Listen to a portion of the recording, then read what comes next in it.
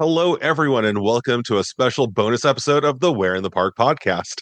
I'm Kevin, and I'm joined with Amanda, and we will be going over our visit to this year's Halloween Horror Nights at Universal Studios Hollywood. We are Platinum Pass members, which means we get one free visit to this annual Halloween event each year. So we met up with some friends over there to experience the fun. The event this year has 8 haunted houses, plus the Terror Tram featuring Blumhouse, and 2 shows. We experienced 6 of those 8 houses and the Terror Tram and one of the 2 shows. So we'll be giving you our opinions and sharing what we experienced.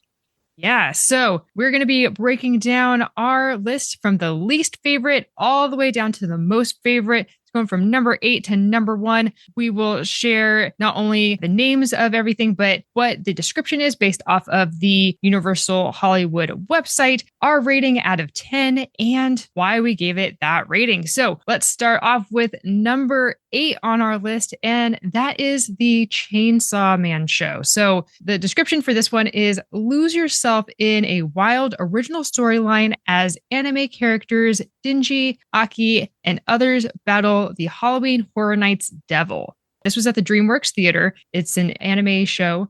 And we give it a 3 out of 10 because we're just not the target demographic for anime. The Fan Fest event that they had at this location this past spring also had an anime show, and we didn't really care for that one either. We're just not the target demo for that. But if you are, then you might enjoy it more. Yeah, definitely no insult to anime fans out there. Obviously, if you love anime, all more power to you. It's just not really something that we've experienced enough of to go into these type of attractions and understand what's going on. It is in Japanese the whole time with English subtitles. It's a little hard to follow from the beginning, but then the actual action that's happening, I guess this is going to be a spoiler-filled show, I think, right? Like this event's almost over. There's only a few weeks left of it. Again, there's not a lot to spoil for this one because it was so confusing as far as you have Chainsaw Man, which apparently is an anime that does exist and it is popular. I just wasn't familiar with it going into it. I genuinely, when they said this was an original production for the theme park, I thought they meant they had created this character for the event, not that it was a character that exists, but this show was created for the theme park. And I believe watching this one and, like Amanda said, the one during Fan Fest, they were actually created for Universal Studios Japan because they refer to like, hey, we are in Universal Studios Japan. They kind of make it seem like it's made for that park specifically. Then they just kind of put it into our theater over here in Hollywood. And yeah, it's fun. I mean, it's cute to see Universal Studios Japan represented on the big screen as a cartoon, but it's weird that it's not localized to our park here in Hollywood to make it feel more immersive for us. But yeah, so again,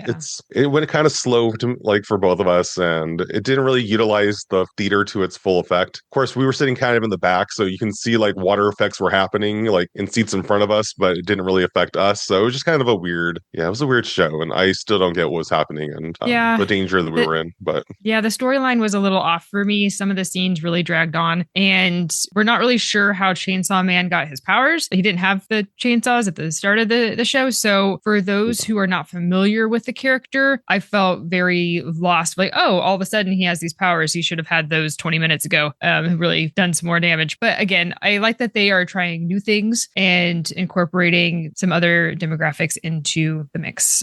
So the next item on our list is one of the houses, the Scarecrow. What's the full name of this one, Amanda? It is Scarecrow Music by Slash is the full name of this house. Yeah, so we give this one a 5 out of 10.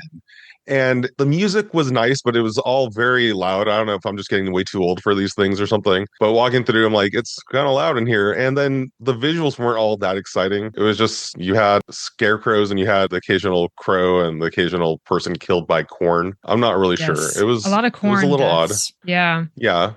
Okay, so the description for this one is at an abandoned Depression-era farm, vengeance takes root. Scarecrows are taking revenge on those who have ravaged the land. The only harvest that will be reaped is you. Features original score by Slash. So the music was great, but with everything being so loud music wise, all of the effects had to be louder as well. One of the other things that I did not like at all was one of the screens that you had to push your way through to get to the next room. There's a section that is really gory and bloody, and the things that you have to push your way through are hanging dead animals, including rabbits. And we have a pet rabbit. There's two on the We're in the Park team, and that is just not okay. So that definitely lowered the score for me because that was just so sad. So Dead rabbits always like causes rooms to lose points for Amanda. That's true. yes. I guess we should point out Slash is the guitarist for Guns N' Roses. Is that the right band? All right. Yes. So yeah. So again, great music. It's just kind of the rooms weren't that exciting to begin with, and Dead Rabbits make it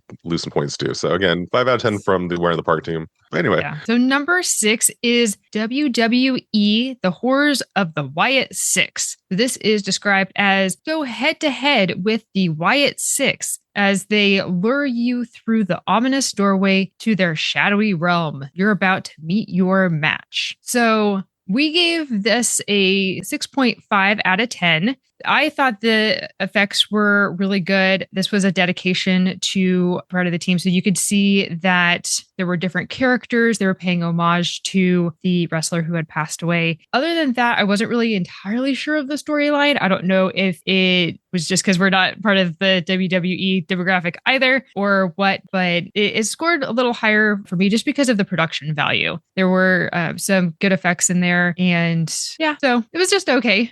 What did you think? Yeah, I mean, I felt like with someone going through, like Amanda said, we don't do anime, we don't do wrestling, apparently. I didn't know who Bray Wyatt was until looking up what this house was even about. Apparently, he was, like Amanda said, a wrestler who passed away.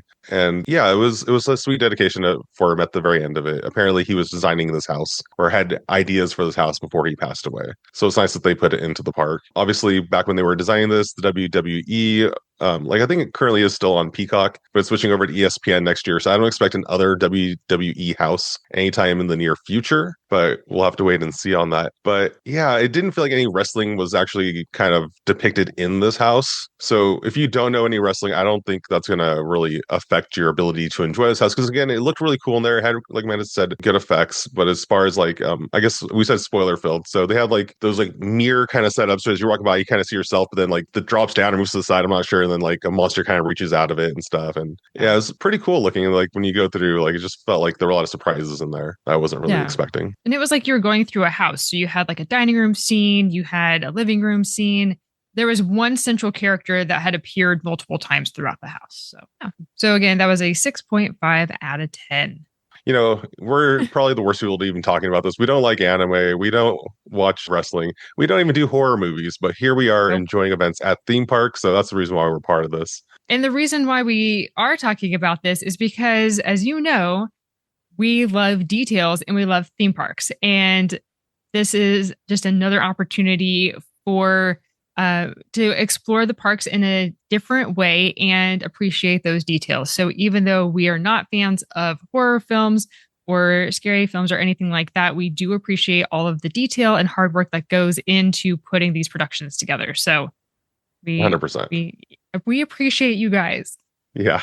So the next one on the list was Monstrous 3. We experienced Monstrous 2, I believe. Again, the story behind these ones, these houses, is they take kind of Mexican and South American folklore and turn it into houses. So it's, I don't want to say monsters specifically, but characters from scary stories. So like most famous one in here is La Llorona. She's had her own like scare zone in the past. And she's in this kind of briefly. She just shows up in a really cool looking scene where they have it where you're kind of walking over a bridge over a river, which does have like floating baby bodies in it, which is kind of scary. I guess that's part of what La Llorona's story is. It's a story they tell to make it where kids don't go down by the river at night. It makes sense. It just keeps people safe. But once you go past that room, all of a sudden you're in another room that has La Muelona, which is a character that I was not familiar with, where that just refers to the big molar woman. So she has a large mouth and sharp teeth, and she is oversized. It looks like an animatronic hanging from the ceiling, I believe, in the first scene. And there's a human actor playing a child being eaten by her. And that scene was probably one of the best scenes in the entire Halloween Horror Nights, in my opinion, despite giving this kind of a lower score. There was two. So the first one is coming through the window. You see just her face, and it is larger than life. Like she's got to be at least 5 feet tall, just the head. And she is eating a child, a live actor, out of bed.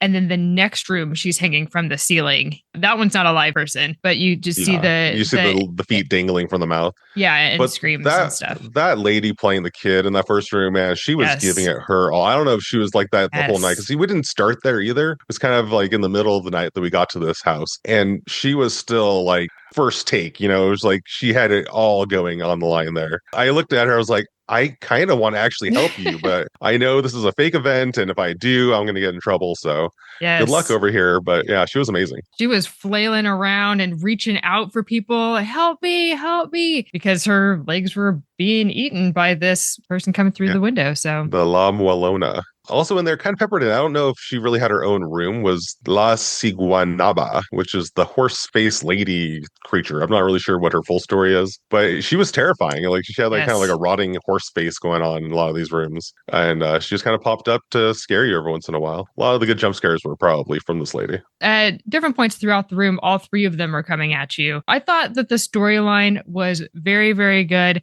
In one sentence, you know exactly what this character is about. So when you go into that room and you see the full setup, you knew exactly what was going on. So I really appreciated that. And the puppetry was just amazing. So I would give this a 7 just because it was awesome. It was just a little gory for my taste. Should also point out they had La Muerte in there. So they had death. It looked like a Grim Reaper kind of character. And he was out front, almost like a barker bringing you into it, like setting the story as you went through the front door. And then he appears in the middle of it. And there's like a room with like an effect where lights go out, and then the creatures kind of show up behind a wall. And yeah, that was fun. It was definitely cool. A well put together room. So I would say that was like a 7 to 8, I think. I gave it like somewhere above a 6, somewhere below a 7, but I'm one of the people who like takes off points if it's not like an IP I love. So that's just me. So as far as an original house, this was a pretty good one.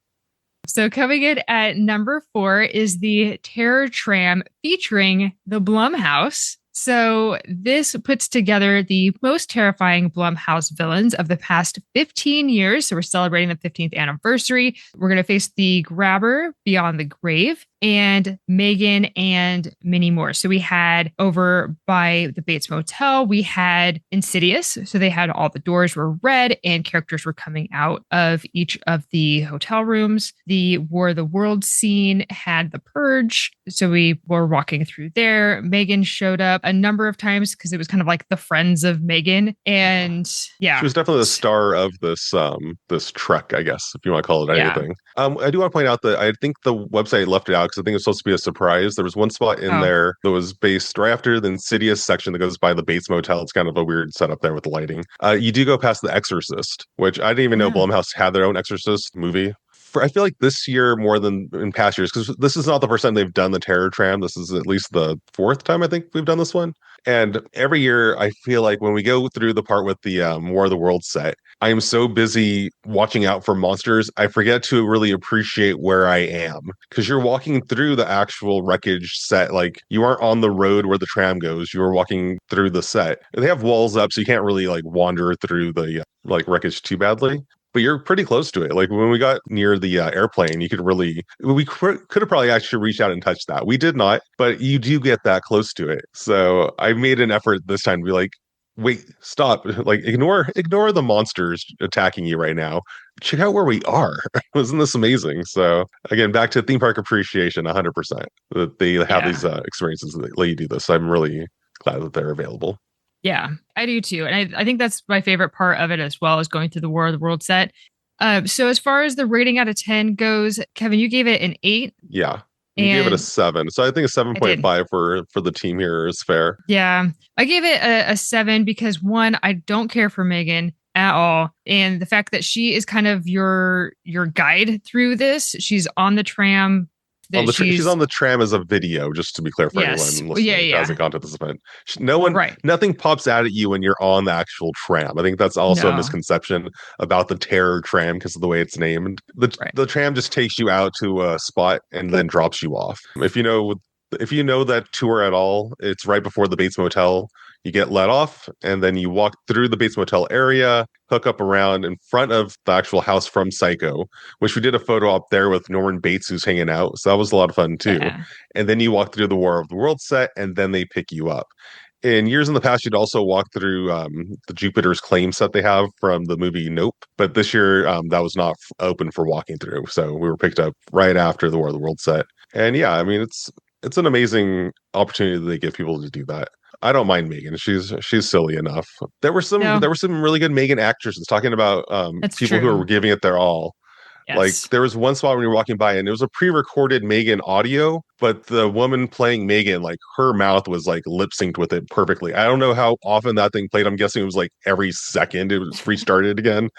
And she had that little clip and she gave it her all. Like she had the face. It didn't look like, oh, I'm doing this again. Why? It was just like, no, I am Megan and I am this character. And it was this dedication that I just really appreciated.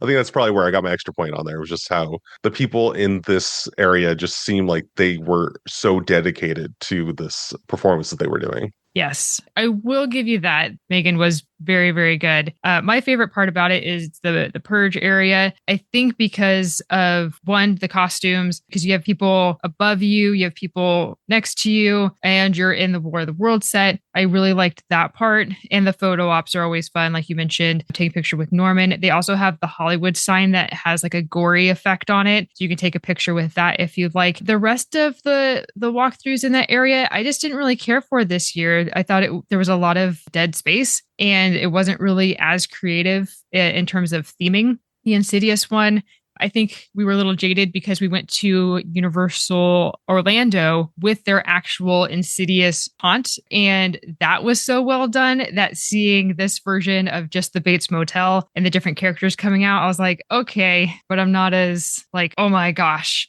But I still enjoy going on the Tram. It's one of the things I look forward to every time. So we'll definitely still be going next time, but it was kind of just a little bit of a miss for me. All right. So the next one, number 3, we have the Jason house. What's their official description for this one, Amanda? Yeah, so this is the Jason universe, and description is the iconic horror villain Jason Voorhees is coming for you. Step into his terrifying world from his sinister shack in the woods to the summer camp where it all began. Yeah, that sounds about what we walked through. Again, full disclosure again, we don't watch horror movies. Neither of us have seen any of the Jason movies, any of the Friday the 13th. So we don't really know how well it lives up to the movie. But as far as an immersive environment, like I felt like it was in the woods. Yeah. There were definitely some Boy Scouts being killed in there. It was in creative ways, I guess, Yeah. if you're that twisted. But the Jason costume, like, would look very screen accurate as far as what I've seen in trailers and posters. Yeah. Yeah. And he was everywhere. He was menacing and he was definitely out to get us. That was one of the rooms that I really noticed the incorporation of smells. Because you do feel like you're in the woods and, you know, that things are happening. A lot of times in these rooms, you have like just the smell of death, decay, and grossness. And this was, well, granted, this was our first house of the night, but it was one of those like, oh, I'm in the woods. And if it wasn't for this, you know, murderous guy killing everybody, this would actually be quite nice. So well done to the art department putting this together because it did look very, very cool. It was like a scary version of that new scene they added to Test Track over at Epcot. Yeah. Where you're going through the woods and it smells like you're in the woods and it's pretty. But over here, you also have the occasional death because, you know, it's Halloween Horror Nights. What are you going to do? So we gave this one a 7.5 out of 10. Yeah, I like how immersive it felt. Like it definitely felt like you were transported to a campground and it kept going and it was a lot of fun. All right. So moving right along to number 2 is Fallout. So this one says, face your fears in post-apocalyptic LA. Escape from the vaults to the wasteland and confront the formidable bounty hunter, the Ghoul. So this was one that we did with the lights on before we went to the actual Halloween Horror Nights event. So they had a preview. It was for past members where you can sign up and there was like 2 weeknights where you can go to the park and check out the Fallout with lights on. Over in Florida, and I want to say at Knott's Berry Farm, maybe they still do it, they have tours of their haunted houses with the lights on, but they have it where it's actually a tour, where they have a tour guide taking you through the rooms and kind of explaining what's happening and how everything works. But for these free events for pass members, it's not a tour at all. It's just you get to experience the house with the lights on. So they've turned lights on. None of the effects are going. I think the sound was still going though, like as far Yes. as music. So the music was going, but there weren't any scare actors in there at all. Yeah. So we're just walking through and seeing all the work put into the environment, which we love, obviously. But it definitely felt like it was missing something. And going through it with the lights off during the actual event was much better. Yes, I totally agree. My biggest travel tip to anybody is that if you are on the fence of going to a horror nights event of any kind and they offer that experience with the lights on, take that opportunity and do it because you get to see the lay of the land. You get to walk through at your own pace, kind of get to feel the vibes without the big scares. There was a great puppet bear wolf character thing. He was really cool. And yeah, I think seeing it with the lights on first really helped kind of set the stage. And then going through it with the lights off and seeing the full production with some of the scare actors was much better. So I liked the bounty hunter. I thought his performance was really good. He appears a number of times. And we're like, hey, it's the guy with the hat. If we were excited, but again, we haven't played the game. We don't know. Yeah. Guy from so the poster 8 out of 10 for this attraction. But again, that big puppet bear thing, they had like, it was not just the head. Like we've seen some in the past where they just put a big head with a dark area behind it. But this one you could look at it and it had shoulders and everything. It was intense. Very It's cool. awesome.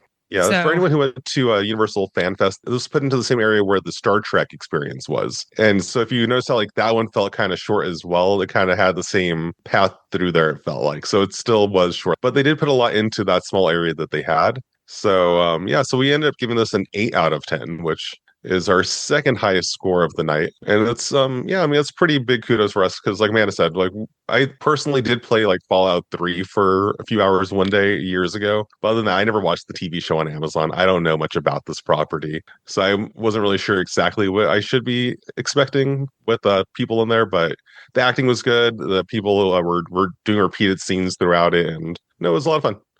all right. So moving on to our most favorite house of the night, and that was the Poltergeist room. So again, I have never seen Poltergeist. Shocker. I have though. And you have. So you had a little bit of a heads up as to what the story. Well, I know of the storyline, but some of the jump scares you were prepared for, and I was not. And so I had a really big jump scare of the clown under the bed that comes out at you. I should have expected something to come out, but I did not. The description for this one is spirits will lure you through the TV's glowing whisper into a surreal landscape where you'll be menaced by the rage-fueled beast.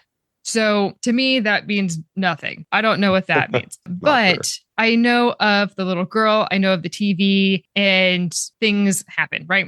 So this house was on point. It had moving furniture, the steak thing moving across the kitchen counter. You have the chairs all stacked up, all funky. You have 2 bedroom scenes. One where the little girl she's in bed, but there's a giant tree that's coming out through the window. You go through her closet. You go through another room where just the furniture is just all disarray. Things are moving around, and that clown comes out, and oh man, I screamed. I fell to the floor. I was just smiling the whole time. Yeah, Oh my gosh. wonderful. I got really scared. But it was fantastic. And the puppetry was amazing. So 9 out of 10. I would even go to a 9.5. I thought this was so well done and a lot of production value for sure. You felt like you were in the house from the movie, from the original 1980s movie. It's definitely well played. I don't know if this was a repeat house for this coast. I know they've had poltergeist houses in the past, but we've never experienced one before. So for us, it was brand new and it was fantastic. Yeah, right from like the Carol Ann's right at the very beginning, all the way through. It was great. So that is our list from least favorite to most favorite. So just going down the list, number 8, Chainsaw Man, the show. 7, Scarecrow, music by Slash. 6, WWE, The Horrors of the Wyatt 6. Number 5 is Monstrous 3, Ghosts of Latin America. Number 4 was the Terror Tram Blumhouse. 3, Jason Universe, 2, Fallout, and number 1 was Poltergeist. We did not do The Purge, Dangerous Waters, Five Nights at Freddy's, or The Terrifier. So The Purge is the same as in years past. We've done that before. So it wasn't high on the list. They take over the Waterworld Theater, and they do kind of the exact same show, but with a little bit of Purge theming over it. And it's not, again, we're not big fans of horror movies, so we're not big fans of The Purge. So, I mean, as much as we like the Purge section of the Terror Tram walkthrough, it just wasn't something that we felt like we had to spend time out of our day sitting through again. Again, if you haven't seen before, if you've never seen Waterworld before, I'm sure it'd be one of the most amazing shows you've ever seen at a Halloween event. But once you've done that 100 times, you've seen this, is kind of like, I'm only here for one night. Why am I going to sit through this? So, yeah. But I mean, those that have the repeat pass where you can go all season long, it's a fun show. Yeah. But yeah, like Kevin said, there's other things to do. So we did not partake in that.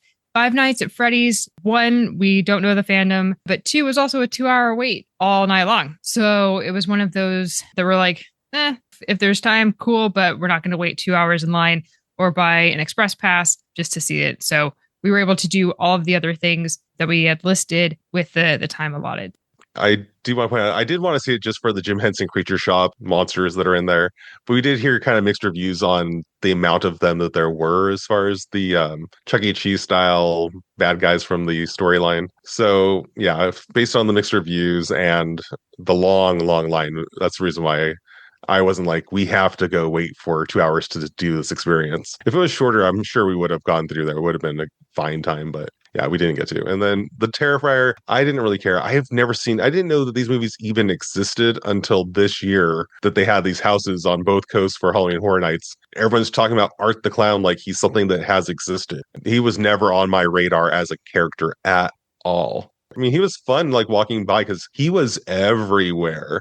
Like, we've heard that he's one of the only characters that's ever been allowed to really like roam freely during one of these Halloween events. Because normally they have scare zones, but he does not care about scare zones. He's going to go wherever he pleases. And yeah, we saw him at various spots where it's just like, we're like, why are you down here? What are you doing? Or I think you're lost. But apparently that's what he does. Yeah, he was even on the lower lot, which his house was on the upper lot past Harry Potter. And I saw a YouTube video of that room beforehand, and that's just too gory for me. And no, thank you. And then also, we did not have any Halloween Horror Night food or drink that was special for the event. We had eaten dinner beforehand, and our focus was to hit up as many attractions as we could for the event and not be stand in line for food. Yeah, if we had one of those multi-night event things, I'm sure we would have tried everything. But again, as you can tell from listening to us, we're not like the target demographic to be spending every night at this event. But getting to go once a year is still a really good time. I know there's a lot of people who are big theme park fans who have avoided these events probably their whole lives. I say, just go for 1 year. And even if you just do like 1 or 2 houses, it's still a pretty good time. Go see a show. It's not as scary as it sounds. I don't know if we're making it sound scary or less scary. There are scare zones we walk through. There's like the witch area over where the Paris Street is. That one was a little weird. I thought that they have kind of scarecrowy, like burlap creatures that are really, really big in the middle of the walkway. So you have to really navigate through those. And I thought that zone was particularly hard to navigate through because you have people coming from both directions plus the scare actors. So plus the fog. And there's some things that you can do like a photo op with. So there was just a lot happening in one small space, and it really made the street feel narrow. And that's also where you exit out of the Monstrous house. So you have not just people walking through that space, but they're exiting into that space. So it makes it a little bit more congested. But the characters were pretty cool, and it kind of continued the story from the house into the streets. So I thought I understand why it's there. But yeah, I think those characters in the middle of the street were a little much. You had the Murder of Rose, and that's kind of in the little area that is in between the entrance to Hogsmeade, the entrance to Simpsons, and the new Fast and Furious attraction, that little courtyard area. Okay. They have Rose giant crows, like on some stilt walkers walking around. They have some other characters not on stilts that are walking around. They have a photo op where there's like a baby crow, but obviously very gory that you could take a picture with. And there's a sign that says murder of crows. The chainsaw of clowns is the front part, like just in front of the shops. And then from Universal Plaza to the DreamWorks Theater was the Carnival of Carnage. Because remember those giant monster things with the fire effects? That was the Carnival of Carnage. And then just beyond that was the Murder of Crows. So you had 3 scare zones back to back to back. Yeah, they're all clustered up on the upper lot then. Yes. Which makes sense because the lower lot does get pretty crowded. So it'd be tough to pull that off over there. Yeah. You had Art the Clown roaming around there too. So, and then you had that little scare zone too when you are going toward the tram, where it kind of continues. Oh, a little with micro scare zone. Yeah, that was new, I think, for this year. Where they have the archway entrance for the tram tour, they put up some really big actual monster like statues, I guess. But then around there, you had like people doing their own scares too. Yeah, which was definitely taking people by surprise. Yes, because it's not a spot that you would normally have a scare zone. But the giant characters reminded me of like Tweedledee and Tweedledum. Like they kind of were like the gory twins, but they're like 10-foot monsters. And then you have these walk around characters who are popping out. The very, very interesting spot kind of got a little congested because, again, people weren't expecting to go into fog and then have jump scares right there. But I thought it was pretty unique. I mean, given the fact that the others were back to back to back, having this one kind of spaced out made sense. I wish they had the Dementors. I'm not sure why they weren't there. Not the Dementors, the Death Eaters. Death Eaters, yeah. We kept making that mistake the whole night, and it's continuing here days later. Yes. So, it is weird. I heard that like they had it where it didn't have a lot of the fans didn't react to it very well here, I guess. And it was in a weird spot where we had to go down the right alley. So I guess a lot of people probably didn't even see them, so they didn't want to spend the money on it again. It did help to make it where the Harry Potter area over in Hogsmeade wasn't as busy as it has been when they are available. So I don't know, pros and cons, I guess. Yeah, I mean, they did have the projections up on the castle where you had the dark mark, you had some spiders crawling around through the projection mapping on the castle. So that was cool. But I wish that the Death Eaters were walk around characters, not just in the right alley. You can have a separate area in the right alley with the fog effect and the lights and everything like that, but have them be walk around characters too. It just makes that world a little bit more immersive and not like just a safe zone, if you will. Yeah, have one of those guys in the art costume wear a Death Eater costume and just walk around. So there you go. Solved it. I don't know the logistics. I mean, obviously, we don't run theme parks, but yeah, it would have been nice to see them. Yeah. Or, I mean, I was thinking have like a Krusty the Clown walkout character for the Simpsons area, but...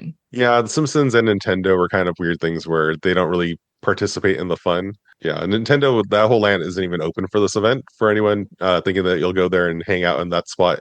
It's not not what's going to happen. We were talking about how I would love if they had it where they took it over with like a Super Mario Brothers haunted house kind of feel in there or something, but have some Luigi's walk arounds. Something. But again, that's not happening. You're not going to see that there. No. And the whole Simpsons area does nothing. No Treehouse of Terror, nothing. It's nothing Halloween in that whole area. No, which is sad because they do the horror episodes every year, and there are things that they could do. I mean, if anything, you could have the screens that play at the restaurants flip it to be, the Halloween Halloween episodes throughout the years. But the Simpsons ride is open during the attraction, as is Jurassic World, the ride, Transformers, Revenge of the Mummy, and both attractions at Harry Potter. So you do have those attractions. The rest are not. So like Secret Life of Pets is not, because those are where the lines are for Fallout and and for Monstrous. Thank you. So the line continues back that way, as well as Despicable Me, that is also closed. That's the line for Monstrous.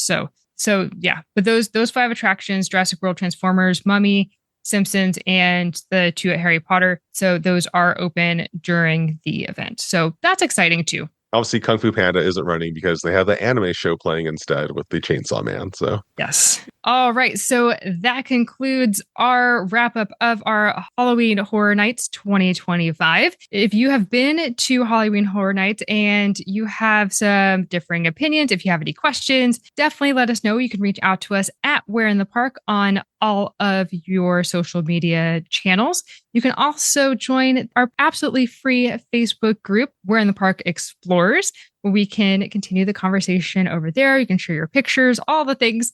So join us in there. Until next time, we'll see you somewhere in the park.